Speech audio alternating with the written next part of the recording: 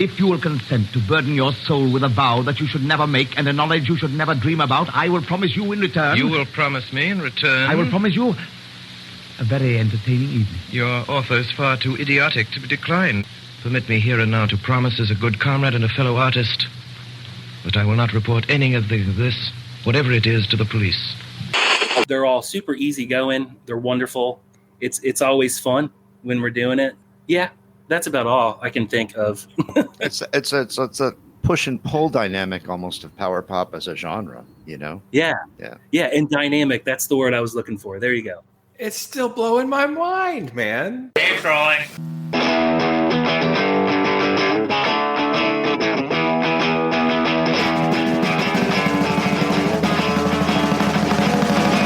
Welcome to Abandoned Albums, the documentary podcast. Each week, your intrepid hosts, Keith R. Higgins and Jeff Calhoun, talk to artists about albums that may have been overlooked or forgotten. Keith and Jeff dig deep into the record crates to unearth the albums you may not even know existed. They also shine a light on and chat with up-and-coming artists whose work we here at Thunderlove Studio have on repeat. Since we're all strangers to each other, let's get acquainted with a drink, shall we?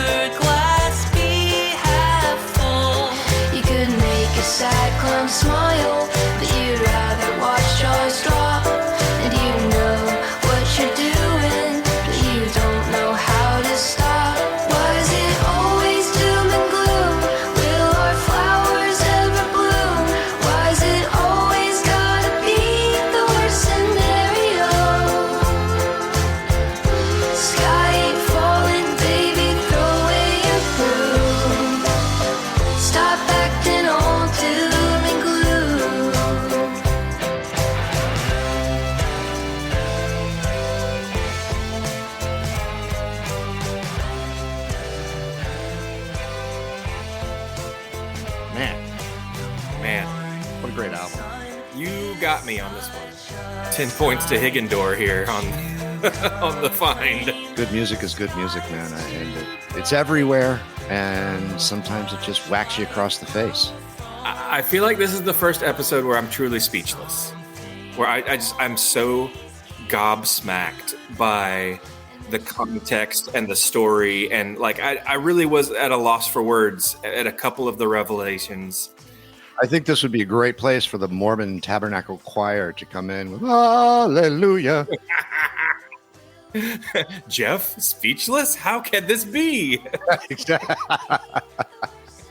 What a blessing. From the setup of what you expect the band to sound like based on the name, to some of the revelations about the recording process, to him sharing details about the band members, the whole thing is brain smashing. Justin couldn't have been nicer. I keep trying to compare it to other things. I think I just need to stop and let it be its own thing. Yeah. But it's very clear the love that he has for the genre. Absolutely. I don't know, man. This is power pop in its purest form as far as I'm concerned. Yeah. And great songs. I mean, I think you can make good power pop without great songs, but when the songs are great, it takes it to a whole nother level. Yeah. Doom and Gloom is the feel-good hit of the summer. Absolutely. Which is ironic given its title. Right? No, it's pretty close to perfect. I used to say when I was a radio DJ, I was really big on new music discovery, and I would say to the listeners, the mind is like a parachute. It only works when it's open.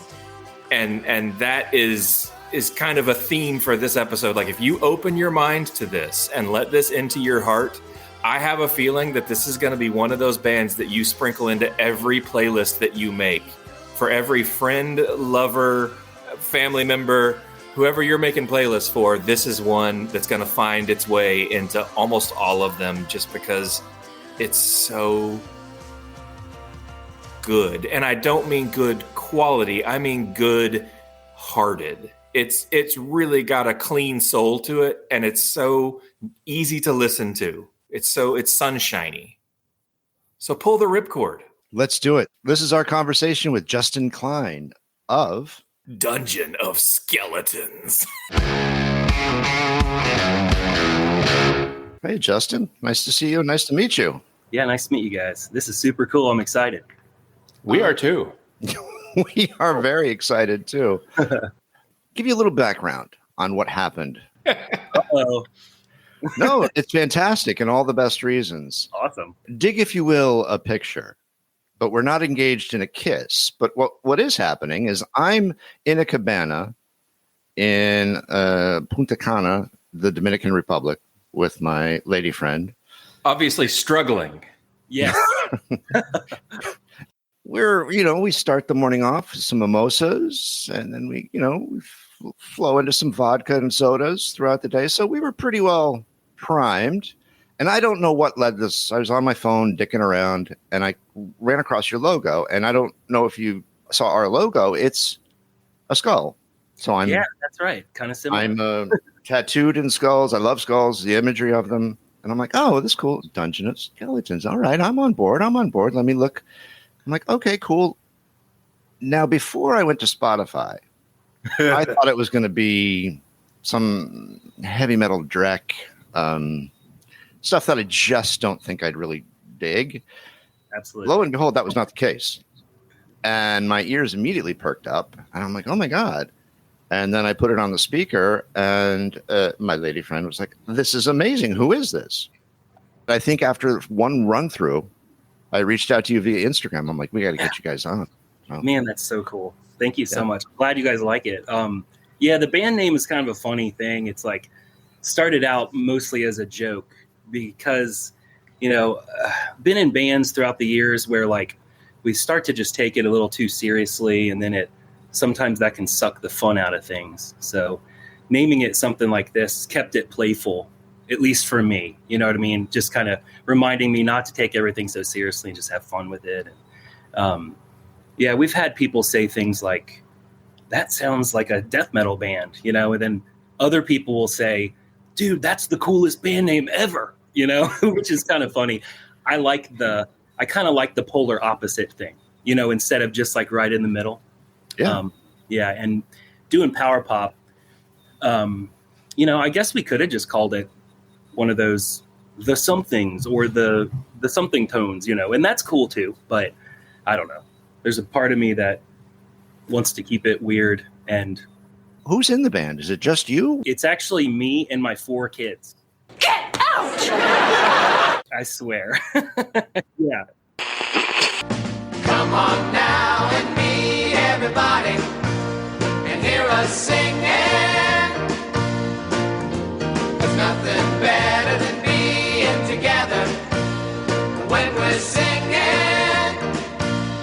I would have bet my house payment on siblings, so I'm going to lean into this. We need to know more. Yeah, totally. So I have 4 kids, and right now their ages 17 through 22. And so let's see.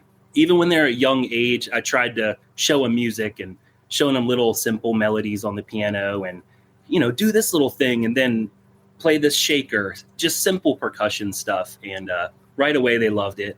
Music is in our blood, so it was going to happen either way. But at the beginning of, like, before the pandemic, I had a fun idea. I was like, hey, let's just record a song just for fun. Let's just do it and make it super cool and simple and try to make it as catchy as we can. So we tracked a song called Valencia.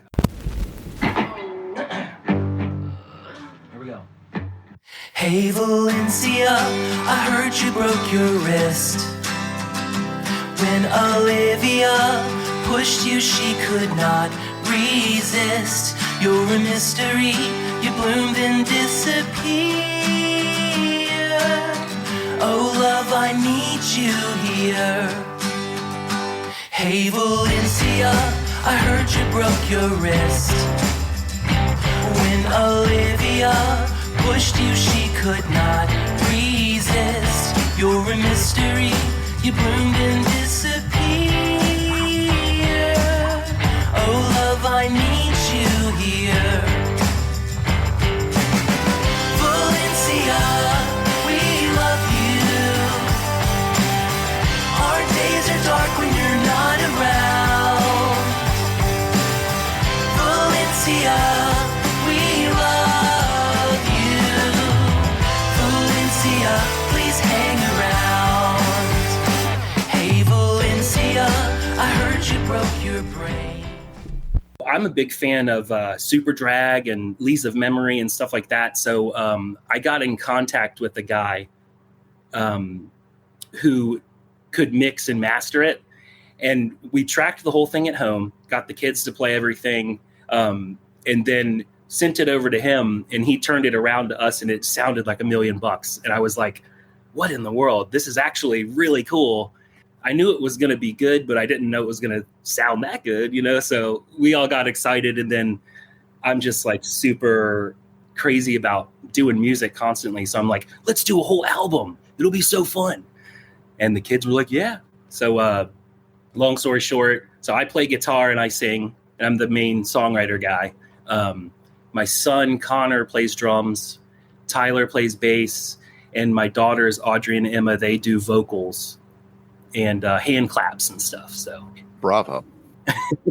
Okay. Hang on. Okay. I know it's weird and fun and crazy. I don't know. It's amazing. Yeah, thank you so much. Okay, so Keith hits me up, and this is like for he and I as people that just cannot ever get enough new good music. There's constantly searching.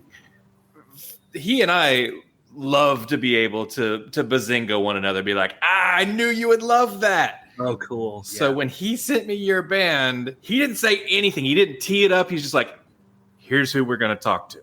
Yeah. And just like left, like it pulled the pin in the grenade, just left it in my lap. There you go. So knowing that I am a huge power pop fan, and this has been a topic on the podcast for a couple of episodes, so I feel like we're starting to develop a level of expertise that maybe is above casual listener here. Sure. Yeah. And so when I heard your record, I'm hearing Red Cross, I'm hearing Fountains of Wayne, I'm hearing New Pornographers, I'm like this artist would appear to me, just from your music, to be a connoisseur of the genre. Yeah, absolutely. I liked it as a kid, even before I knew what it was. Like I ended up discovering even what that was called. Like later on, I'm like, oh, that's what that is. Grew up listening to cassette tapes of Beach Boys, and to me, they're probably my biggest influence. Just learning all about the harmonies and the melody. The melody is just such a big deal to me. And then, of course, like in the 90s, started getting into like the 90s power pop stuff, like Fountains of Wayne and Super Drag and Weezer and stuff. And I love all of that. And it really is just such a great genre. My daughter, just a couple days ago, she was like, that really is the best genre, isn't it? Wow. I'm like, yeah, it kind of is. I mean, of course, it's subjective, but I just love it. It's the melody. That's the biggest thing for me. And even when I hear something that's not as power pop, I'm just a sucker for a hook, man. Even if it's a dumb lyric or something, I just can't help it. I'm going to step away for 1 second because I want to show you guys. Oh, dear. He's got props. We've spoken to some power pop artists. We had Jeff Murphy on a while ago, Mo Troper. Mm-hmm. And a big friend of the pod is S.W. Loudon, who wrote this book called Go All the Way, A Literary Appreciation of Power Pop. Sweet. It's fantastic. And I want to read for you a quote. I wasn't prepared to go down this road. Because he knew he could edit it out later in post. Pulitzer Prize-winning author and power pop fan, Michael Chabon, provides a very astute definition of power pop. In his essay, True Magic, found in the book Go All the Way, A Literary Appreciation of Power Pop, edited by Paul Myers and S.W. Loudon, Chabon wrote, "True power pop is rueful and celebratory at the same time, glorifying desire and frustration, which is why so many power pop songs concern themselves with the subject of tonight, or tomorrow night, or Saturday night, or some other night that will only be perfect for as long as it can be deferred." Put more succinctly, quote, "Power pop at its purest is the music of hit records that miss," unquote. I thought that was probably one of the best definitions I've heard. Yeah, that of is pop. very cool. And that's what's interesting about it is like power pop can kind of mean, you know, it kind of has like a structure, but at the same time, it can be a little bit different for everyone. And to me, you know, it's the hooks, the harmony and the melodies. But yeah, then also there's like an urgency too, to some of the energy behind the music. Yeah, it's a real funny thing to me. And I just love it. Can we do a speed round of the first power pop song each of us remember really liking? I'll go first, and I'll date myself. It's The Knack, My Sharona. Great song. I was familiar with the Beatles. I was familiar with, the Beach Boys, but for some reason, and I didn't know it was power pop at the time. That would come much later. But I'm like, this is such a great song. Mine would probably be, oh man. I mean, this was when I was a young teenager, but like Super Drag's Sucked Out. But then some of the Beach Boys like influence power pop so much. I don't know if a lot of people consider that power pop, but to me, it's a big deal to me. But you know, when I was a kid, I was listening to that. I guess I'd say Super Drag. I'll give you two, Keith, because I've already given you one on a previous episode, and I feel like I'm double dipping if I say the Cars' self-titled record, just from the opening track all the way through. But that was me as a kid, like before I had a more refined ear for that type of thing. So later, I think one of the things that I came back around to that maybe bent power pop away from Matthew Sweet and what Teenage Fan Club was doing was the Queers record Don't Back Down, where it was 2 scoops of the Ramones, 3 scoops of the Beach Boys, and 1 scoop Screeching Weasel put in the blender, and oh my God. Oh, that's so good. Dude, yeah, there's we live in Murfreesboro, Tennessee. The Murph or the Borough. Yeah, and there is like this house venue that has like these gross punk shows, you know, and the Queers just came. Whoa. They just came and played, and I didn't go. I kind of wanted to, but I don't know, didn't work out. That record is one of the best pop records, and to me, when we talk power pop, you can't have a conversation about power pop without talking about that album. Yeah, it's good stuff. So let's get back to your record, because honestly, I am a sucker for male-female vocals that work well together. So, you know, I went out to Bandcamp and I saw everybody, all the performers share a last name, and I'm like, oh, of course it sounds terrific. This is a guy and his sister singing. So to find out that these are your children is like, it makes even more sense. Like, I'll double down on it. Like, of course you're dipping your pen in that Brian Wilson family style ink. Yeah. Tell me about singing with your kids and the harmonies and because you're clearly, again, you're a power pop fan. So you're going into your production process with a preconceived notion of what a harmony is going to sound like. Oh yeah, totally. Man, that's what I love about harmony is, you know, you can sing and harmonize with your friends and stuff, and it sounds great, like John and Paul, you know.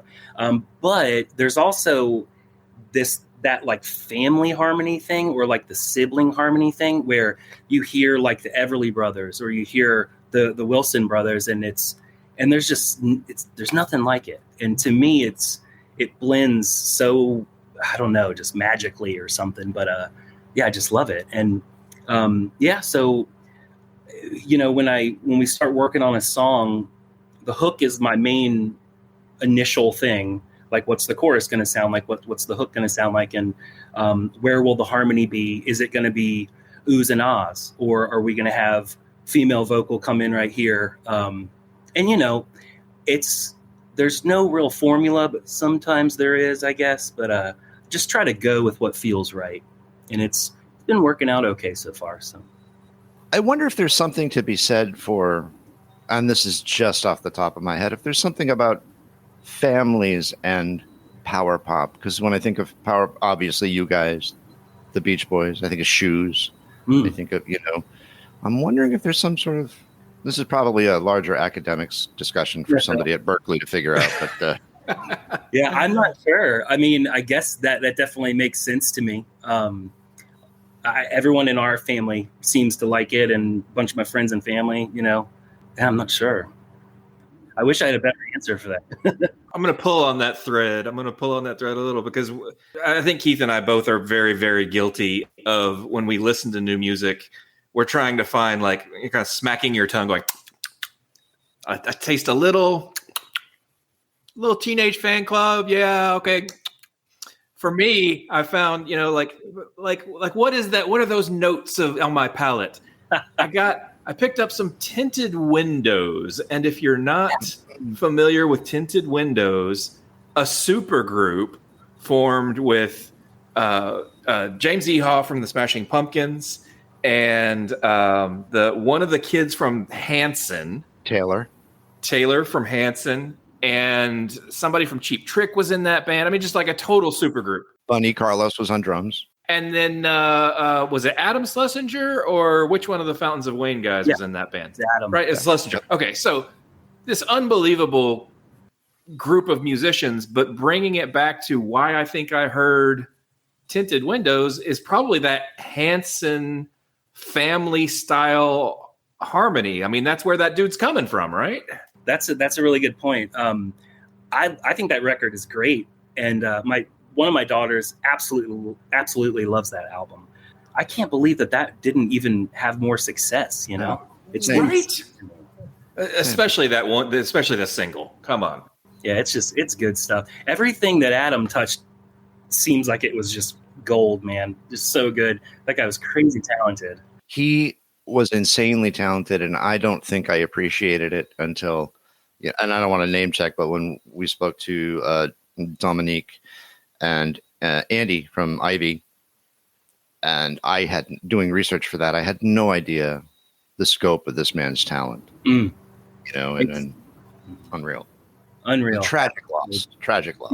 Yeah. Let's go deeper on your record, because I've listened to it a bunch now, and I don't see myself stopping anytime soon. This is quite a discovery for me. So I want to read some of my notes as I was listening and preparing for the conversation tonight, and just get your reaction on some of these, because It's Gonna Be All Right is, you're talking about Adam Schlesinger from Fountains of Wayne. You could definitely hear it on It's Gonna Be All Right, but the guitar work is so tidy. And what I love about your music is that when you let the vocal take a back seat and let the guitar speak as a voice, where there is no vocal, if you're letting a guitar line sort of take front and center, the choices that you make in coloring your guitar tone are so tasteful, and the guitar really speaks as a voice in your songs really, really beautifully. And I think that this is a perfect example of that. So I really, really like, and I think that this song is as power pop as it comes. It's just clean. It's a great introduction to the band. I think if you were going to start someplace, It's Gonna Be All Right is a killer track. Thank you so much. Yeah, that means a lot to me. I'm glad that people can hear it and pick out those things that you're pointing out. That's just very special.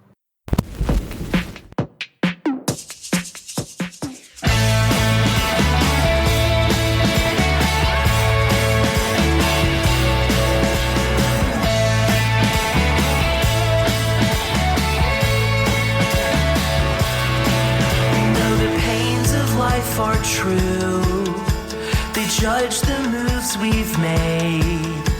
They're always there to rain on our parade. At least the dawning always shows simple yet complex. We'll never have to guess what might come next.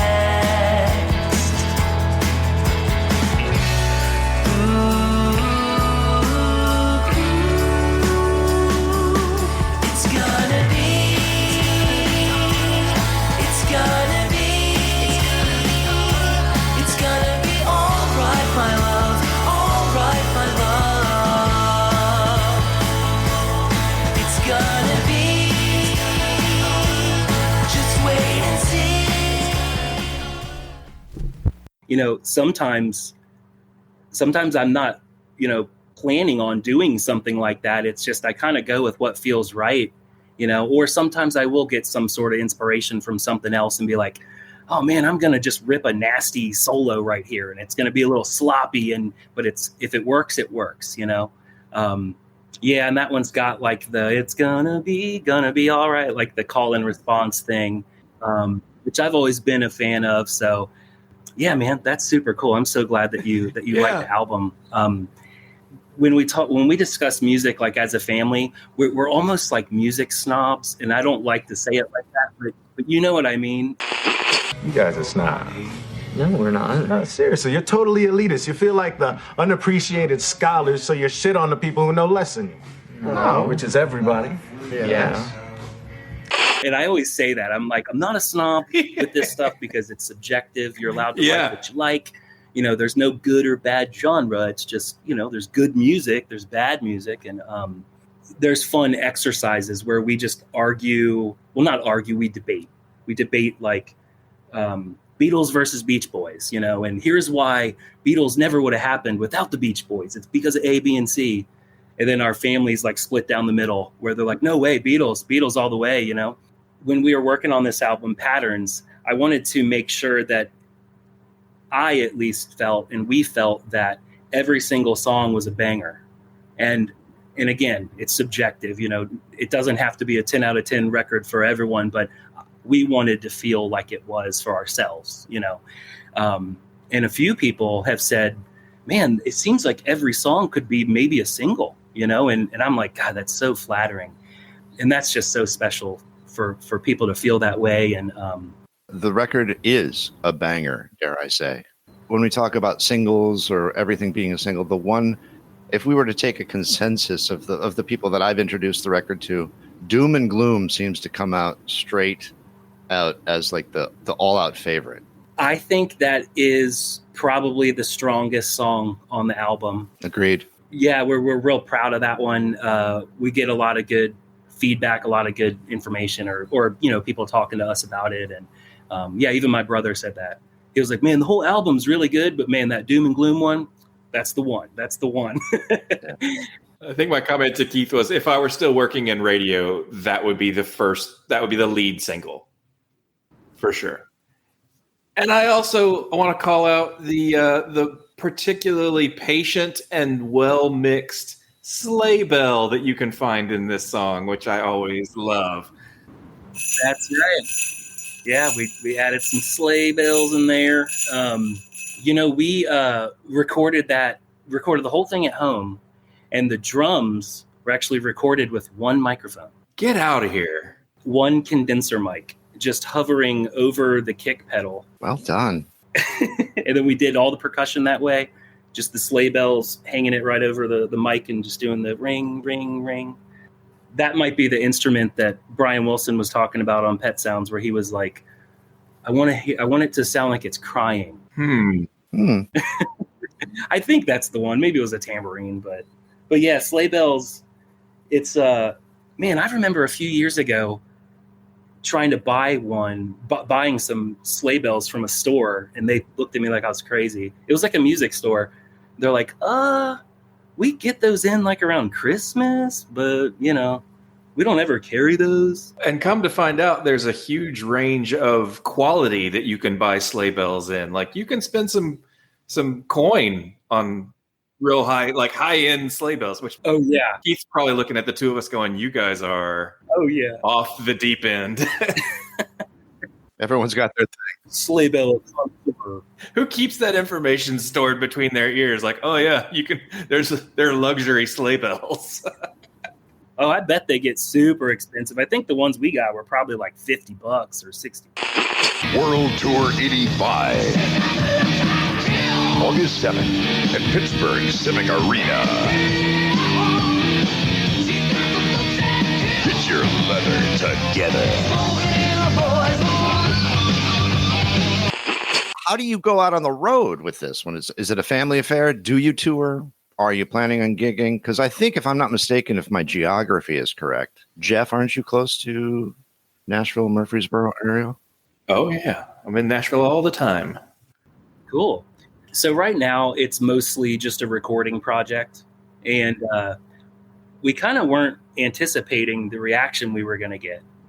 And it's been really amazing with people that have been so excited about the songs and loving the album. And then what that does for me is I start talking to the rest of the band, and and I'm like, we could turn this into like a live thing. And then half of them are like, heck yeah, let's do it. We're going to make it happen. And then the others are kind of, I don't know, maybe, but and so we've been talking about doing like a full band live thing. And we're just going to have to wait and see. I hope it works out, and I hope we can do that. But if it doesn't, that's okay. And we're just going to keep making albums and stuff. So there's definitely a sequel to this. There will be more, because this is your debut release, right? This is the start. That's right. This is the first Dungeon of Skeletons. We're tossing around the idea of doing like a 7-inch, or we might just do album number 2. And we already have about nine-ish songs that are demoed. And it's not going to sound that different. It's going to be like, it's going to sound like this record. I think, I just don't want to sway too far from what is working, but at the same time, it's got to feel right. It's something I learned because I do my own solo power pop stuff as Justin Kline. And about, I guess it was maybe 10-ish years ago. Everything to me is 10 years ago, because I never remember. Like, I think that was like 10 years ago, maybe 12 years ago. Did a power pop record. A lot of people liked it, and then went through some stuff, and then made one of those miserable Elliott Smith albums, like sad folk stuff. And in my mind, I was thinking, like, people are going to like this too. They like my other stuff, but it just doesn't always work out like that. And I think sometimes fans of certain genres can feel maybe betrayed, I guess, or not just genres, but with certain musicians. Like if you come to expect a band or an artist to sound like blank, and then they don't sound like that anymore, it's kind of like, ugh, but they're not wrong, because they're doing their art, So when we started doing the Dungeon of Skeletons thing, in my mind, I was like, I want it to sound like power pop blended in with like a bunch of little sprinkles of, grunge or alternative and all the other stuff, bubblegum and, Cool. Album number 2 will probably sound pretty similar to Patterns. I hope so. Yeah, you talk about the betrayal, I guess, of fans with artists. As you were speaking, the one artist that popped into my head was Bowie. Yeah. For whatever reason, at the same time, consistently finger quoting, betray his fans while getting a whole swath of other ones to come on board. Really interesting. Because he kept reinventing himself. Absolutely. Yeah. Yeah, and I think that works. For sure. But it can be a gamble also, because it may not always work, And for me, it didn't, I guess. I don't know. But anyways. Are you from Tennessee originally? Did you grow up there? No, I'm actually from Southern Maryland, like south of D.C. And about 10 years ago, no, 15 years ago-ish or something, moved to Murfreesboro. What is it about Murfreesboro such a small town for such a hotbed of musical talent? I don't know. I guess it's like a college town. You know, there's some youth here, a lot of talent. Yeah. Proximity to Nashville, maybe? Yeah, definitely that. It's like outskirts of Nashville. And like I listened to the episode you guys did with Matt from Self. It was freaking awesome. I met with him about 10 years ago now. And he's a cool guy. He's really funny and just like super nice. I'll go ahead and Venmo you $20 for my down payment on that Matt Mahaffey produced Dungeon of Skeletons record. You know, it's funny because when I was talking to him, it was before Dungeon of Skeletons, but I was actually talking to him about working with me doing an album. And he was kind of like, I'll do the drums, man. I was like, oh my goodness. Okay. You know, and I don't know what happened. It didn't work out. It wasn't his fault at all, but he was so nice. Yeah, very much so. He's I don't know. It was the first podcast that Jeff and I did together. It was just so delightful. Oh, cool. He did this one YouTube video where he showed like all the behind the scenes stuff of recording at home or in his home studio. Man, it was bonkers. It's got like all this gear everywhere, and he's like a mad scientist or something. That's a good way to describe him. And he's so good at that. And then when I think about myself, I'm like, I'm not like a gearhead. I don't, you know, I'm still trying to figure out how to turn these knobs on stuff. And I don't know, but it's working.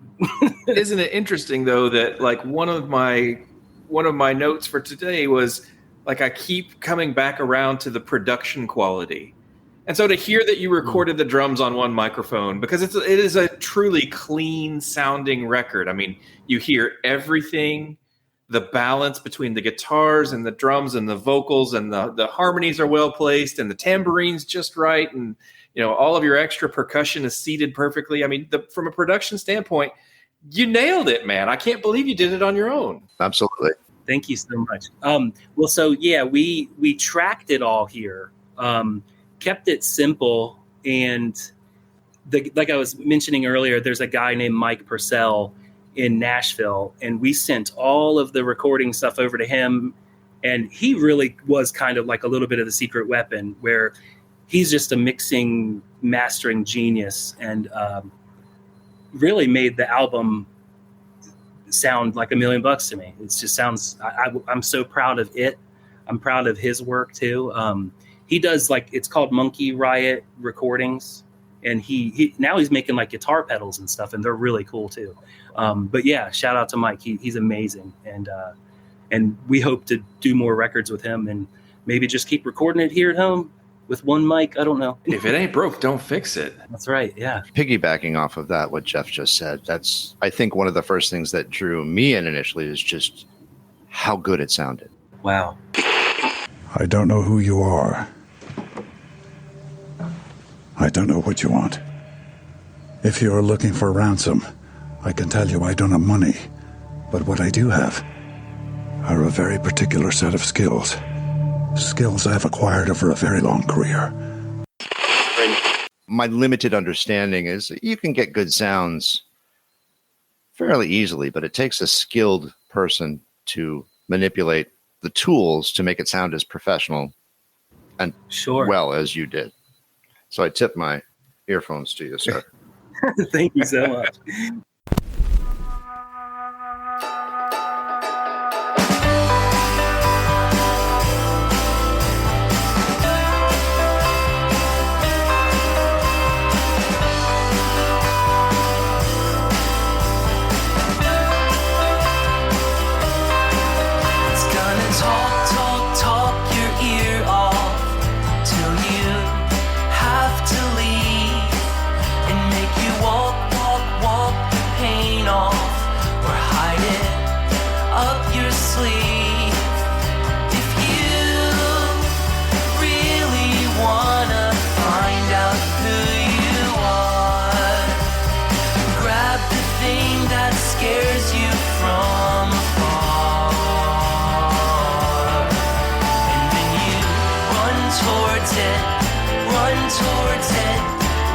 Towards it, you gotta run towards it, run towards it, run towards it.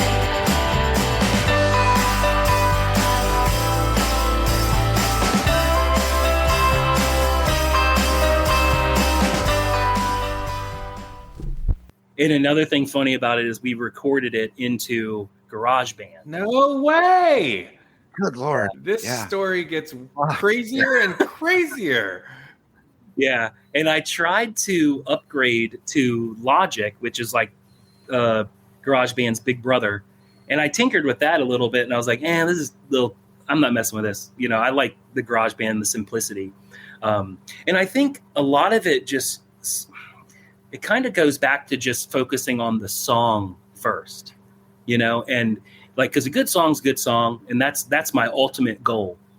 And I've seen some albums that, some like good artists will focus a little too much on just the production or the way the snare sounds or something. And then it's like, but man, you forgot to make a good song, you know, cause you care too much about this or that. So to me, like the main focus was making sure the song is good. And I feel like maybe sometimes that's also what we're hearing, you know, when we think that, man, the recording sounds good, you know, and sometimes it's the song or both. I don't know. I agree. You can't have a good recording without a good song. Mm-hmm. It always starts with the words. And what was the quote from Eddie and the Cruisers? Words and music. Words and music. Yeah, there you go. Do you have a specific writing process? Is there a creative process for you that you go through? Most of the time, I think it starts with a melody. So like I'll be doing something, driving or mowing the lawn, and then I'll get just like a little tiny hook in my head. And then that's the main thing. And then I'll jot it down, I'll record like a little voice memo with an acoustic and be like, bum, bum, bum, bum, doo, doo, doo. Or I'll like do, I guess it's called word salad, where you just kind of like, you mumble like half fake words. Sometimes that kind of can turn into the lyric, but most of the time it doesn't. So the hook melody part comes first. And then I also come up with a simple melody for the verse. And lyrics are usually last. But it's always really great when I can say something that means something to myself or that might connect with other people. And then sometimes it's just nonsense, you know, which is okay too. Yeah, for sure. Yeah, you know what I mean? Because some of the songs we love are just like, man, what the heck is he even talking about? And then your friend says, man, I totally know what he's saying there. I get it. You've captured a couple clever turns of phrase. I think if Doom and Gloom was the lead single, I would push as the follow-up single to radio, Nobody Cares, Try Again, which is just a great title and a great lyric, I think.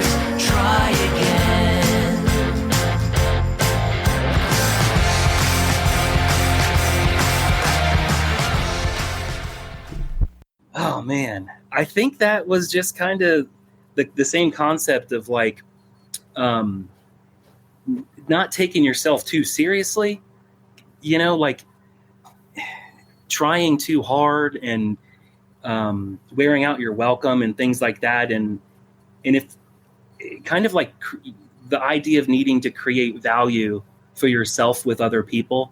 And if people don't like you or your presence, you know, no one cares. Like, try again, try harder, do something different, and it maybe means different things for certain people, but then at the end it talks about love being the main thing, and so ultimately I think that's what I was trying to say. That one kind of has some jumbled topics too, but yeah, people like that one. That was a fun one. It's catchier than the clap at the Alpha Chi Omega house. That's so cool, man. I'm glad you like it. When you're recording with your kids, it just feels weird to say that, because it just I don't know. I'm just running through scenarios in my head, like, if they still live at home and they pissed you off because they didn't clean their room or they didn't cut the lawn or something, then you got to record that night. Does the familial tension add anything to the creative process for you guys? Yeah, that's a good topic, a good question. So 2 of them still live at home, and 2 of them live on their own. And sometimes it can get a little, I don't want to say weird, but because I'll be like, hey, in a couple days, let's work on that song. And they're like, yeah, okay. And then if something pops up and they're unavailable or don't want to, I'll say things like, well, hey, remember, you committed to this, and we need to stay true to what we said we were going to do. And then sometimes they're like, okay, is this Dad saying this, or is this just like the other guy in the band? So there's a little bit of that. I can't think of the word, but that element, or however you would say that. So sometimes it can get a little complicated, but for the most part, they're all super easygoing. They're wonderful. It's always fun when we're doing it. Yeah, that's about all I can think of. It's a push and pull dynamic almost of power pop as a genre, Yeah, and dynamic. That's the word I was looking for. There you go. Yeah. It's still blowing my mind, man. So I read something online describing you and your upbringing or your interest in music, and it said Justin picked up a guitar when he was 10 and never looked back. Did you really start writing songs that young? So I did start playing guitar when I was 10. I just turned 40. And so I've been playing guitar for 30 years. And let me think. I was probably 12 when I first started writing songs, and started out making, messy punk rock with my brother and my friends, and, trying to sound like Green Day and stuff like that. And did that for a little while, and just, never turned back. I've always been writing and recording and stuff. Have a lot of various bands throughout the years that have, tried to make it work, didn't work, and then I'd go solo. So your kids have seen you as a musician their whole lives. They've only ever known Dad as a singer-songwriter band guy. Pretty much, yeah. Mm-hmm.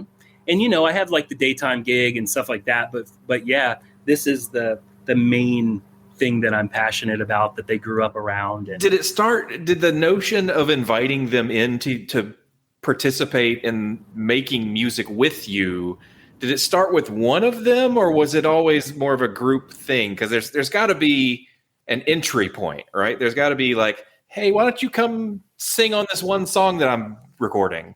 It was first with my daughters. I had one of them playing the drums, and this is when they were like maybe 6 or 7 or something.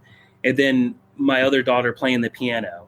And we were and I had an acoustic, and we were just making up dumb songs, silly songs about a cat or something. And it was just to kind of get them in the motion of, learning how to play an instrument with another person. And they saw me doing it all the time. And I think to them, it was just like, that's what Dad does, and growing up with the music, and isn't this what everyone's dad does? Or, so got them involved first. And then, my sons who are younger, I think it was my son Connor, who wanted to play drums. He was probably one of the first that I really started playing a little more seriously with. And he's very excited about Dungeons and Skeletons, and he's likes to spearhead a lot of the ideas. And man, honestly, he had a lot to do with the track list and everything. This song should go before this one. No, that's got to go after this one. And we focused a lot on that, and he was more responsible for that. So that's Connor, the drummer. How many times, Jeff, have we had this conversation with guests about the importance of sequencing? It comes up all the time. A great record can go to shit if it's poorly sequenced. Yeah, I totally agree. And it's weird how you hear some people talking about top loading an album. They're like, put all the energy up front, and then I kind of like that, and there are some records where track 1 is just a straight banger, and then track 2 starts and it kills the momentum. And then it tries to pick it back up on track 3. And it's like, well, this track 3 rules, but you kind of killed the thing, the momentum. And so we focused a lot on that too. We didn't want it to slow down really until track 5 or 6, somewhere around there. And then we were very meticulous with how side B was going to start. Sure. We were the song called Daggers. We're going to have nasty feedback and it's going to go, because a lot of really cool, side B or side 2, a lot of the time that first song is a loud, ridiculous one, and that one's probably the craziest one. So, and my favorite track on the record. Really? Yes. Love it.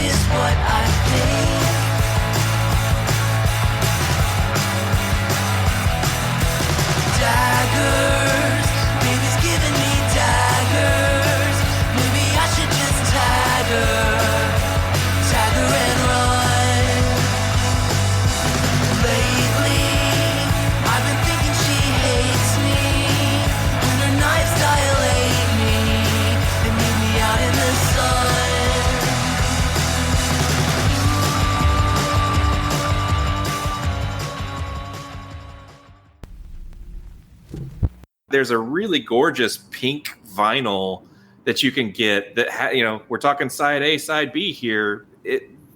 Buy the album. Get yourself a copy of the wax because it really does come off the turntable beautifully. Thank you so much. Yeah. I want to circle back real quickly to that. You said everything happens 10 years ago, and I think there's a tie-in because that's when you first picked up the guitar. So you've got that 10-year increment. It's embedded in subconsciously. I love stuff like that. Man, you might be right. Interesting parallels and things like that. That's bonkers, man. I want to ask you about the artwork because that was initially what drew me in. Oh, cool. Is that something you did? Is it it's brilliant artwork. Wow. Thank you so much. So a couple things. The album cover was, so I do design work as full-time. That's my gig, So I designed everything and obviously had everyone else, their input. And so we kind of did a group collaboration with that. The photo on the front cover is actually a bunch of weird junk we had in the house and put it all up on top of our piano. And then we took 20 something photos and then we chose the best angle and went with that. And yeah, that was super cool. And also, like you mentioned, the logo earlier, here's like a little glittery sticker. Well, people can't see this, but yeah, that skull. My daughter Emma, one of the singers in on the album, she drew that. So she's like real talented with digital art and stuff like that. So yeah, we just try to do try to be as artistic as we can and just try to have fun with it. So that too is a family affair. Yeah. I love it. So at some point, I feel like one of the Kline family is going to become like the record label head, and Justin, you'll be making the music, and your daughter will be making the artwork. But just keep the whole thing in the Kline family. Yeah, that sounds awesome. If I could do it that way, I absolutely would. I mean, you know, it's a dream for like a parent to be able to be like, hey, let's just do this all together. You know, I'm the cool dad, but you know, kids are like, yeah, okay. Yeah, but then they hear the music and they're like, oh yeah, we did that together. Like there's got to be a really interesting sense of pride that, you know, very few dads get to bathe in that glory. Yeah, definitely. Because there were moments, I think it took us we recorded these like one song at a time, and it was over the span of maybe a year and a half, I think.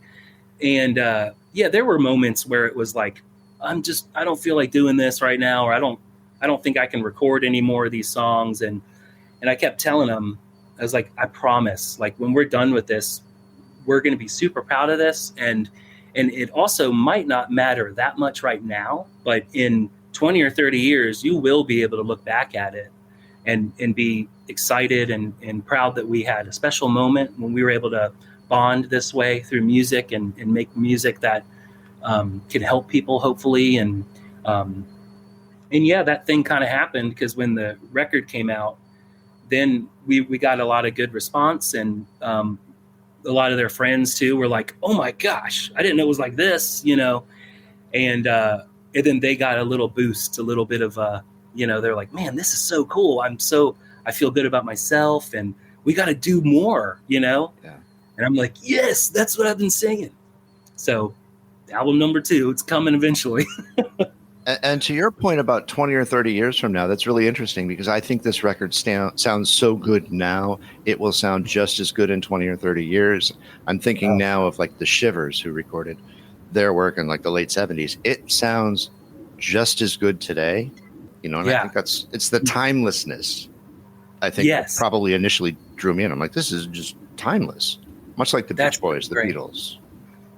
That's so great. Yeah. And that is kind of what we were shooting for when it comes to the mixing element of it. We didn't want to do anything like super dated, you know. We wanted it to sound like I guess just the way it sounds, but try to avoid like cheesier things. Or mission accomplished, man. I sound overly effusive about this, but it's so rare, like Jeff said earlier, that something really just whaps me across the face. Man, that's so awesome. Thank you so much. I'm glad you guys like it. I love it. Yeah. I love it.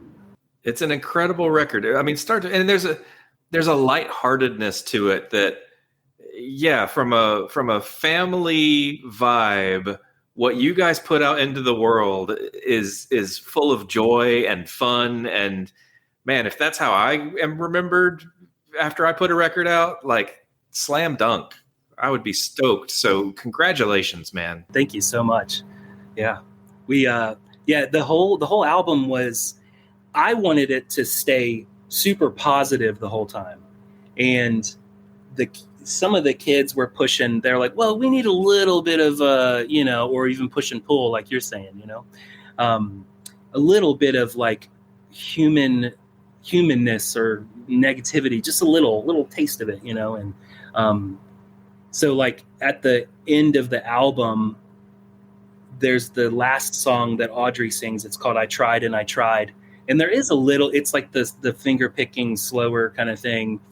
There's a little bit of like negativity to it, but we liked sprinkling a little bit of that in. Cause like at the very end, the last lyric, it says something like, I don't care anymore. And it goes, brrr. And that last note is actually every electric guitar in my house. Yeah. And it's kind of like the Beatles with Paul doing like, I think it was like 27 pianos or something, like the da at the end of Sgt. Pepper. Mm-hmm. So we like to do little callbacks like that. Well done. Well done. We're just about at time. So Justin, thank you. The record's amazing. Patterns is honestly, for me, it's the best thing I've heard this year. Wow. So thank you for that. And thank you for joining us. Oh man, this was a blast. This was so freaking cool. It was awesome meeting you guys, and it's really fun being able to talk through some of this stuff, and it's just an honor, man. Thank you. And the things you guys were saying is just so special. I really appreciate it. I hope that we're the first of many, because we can't be the only ones to get this excited about this record. It's too good to not catch fire. Man, thank you. Yeah, this is the first one I've done. It won't be the last. I hope not. But if it is, that's okay too, because you guys are awesome. That's very kind. Thank you. Higgins sets the bar pretty high. Thank you very much. Absolutely. Many thanks to Justin Kline and the entire Kline family. And in case you're wondering where Justin's wife is, rest assured this is an entire family affair. She contributed hand claps and love. Be sure to check out the show notes section for links to all of the things mentioned in the podcast. Also check out Dungeon of Skeletons' website and Bandcamp page for albums and merch. Our theme song is Rocket Sled by Blip. Abandoned Albums was recorded at Thunder Love Studios. Written and produced by Keith R. Higgins and Jeff Calhoun. Engineered and mixed by Steve Beasley with the help of Mike Hunt. Edited by AJ Royce. The songs you heard during this podcast were Doom and Gloom, Valencia, Gonna Be Alright, Run Towards It, Nobody Cares, Try Again, and finally Jeff and Keith's favorite, Daggers. These songs can all be found on Dungeon of Skeletons' album Patterns. You can stream Dungeon of Skeletons wherever you stream your favorite music. Original music by Mike Pellegrino. If you like what you've heard, please be sure to subscribe and leave us a rating. It really does help. Thanks for listening. At Twitter, we are at Abandoned Albums, and on Instagram, we are at Abandon_albums. Grazie. Bailey Leaf. Rob Janicki. Mike Pellegrino. Therina Bella. Ronnie Barnett. S.W. Loudon. Michael Janicki. Peyton Janicki. And our executive producer, Rufus Thunderlove. Abandoned Albums receives funding from the Vandelay Latex Group. Latex, the way it should be.